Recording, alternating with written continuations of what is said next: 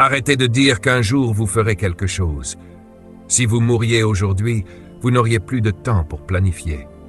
C'est pour cela que vous êtes ici aujourd'hui et que d'autres regardent partout dans le monde. Dieu m'a envoyé dans votre vie, un simple homme né dans un petit village, pour vous dire ceci. Si vous ne concevez pas votre vie, quelqu'un d'autre le fera à votre place. La planification sans action est inutile, mais l'action sans plan est dangereuse. Je répète, la planification sans action est inutile, mais l'action sans plan est dangereuse. Vous pouvez vous détruire en agissant sans plan. C'est pourquoi il n'est jamais trop tard pour commencer à planifier votre avenir. Que vous ayez 16 ans ou 61 ans, vous n'avez pas d'objectif quotidien pour votre vie, vous êtes simplement un rêveur. C'est une citation de Zig Ziglar. Si vous n'avez pas d'objectif pour chaque jour qui vous indique ce que vous devez accomplir, alors vous êtes simplement un rêveur. Et les rêveurs finissent souvent à dormir sous les ponts, dans des cartons. Les rêves ne changent pas votre vie. Les plans changent votre vie. Planifiez votre chemin vers votre rêve. C'est ainsi que vous transformez votre vie.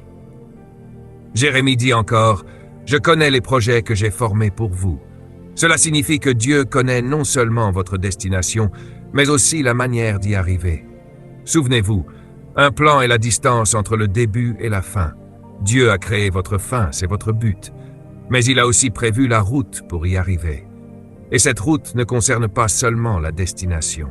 Elle sert surtout à vous préparer pour cette destination. Si Dieu veut faire de vous un milliardaire, il ne peut pas vous donner 1 milliard immédiatement.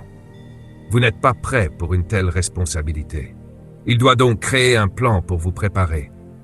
Ce plan peut inclure une fosse, l'esclavage, des mensonges, une prison, puis un jour on vient vous chercher et on vous donne une immense responsabilité. À ce moment-là, vous êtes capable de supporter la pression. Beaucoup de choses que vous traversez aujourd'hui peuvent être le signe que quelque chose de grand est en préparation. Alors ne maudissez pas les ténèbres.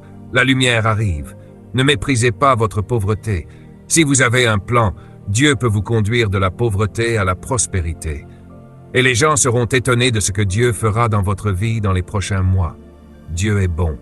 La planification est la clé qui ouvre votre avenir. Votre avenir se trouve derrière une belle porte appelée rêve. Mais pour ouvrir cette porte, vous avez besoin d'un plan. C'est pourquoi nous devons comprendre le but de la planification.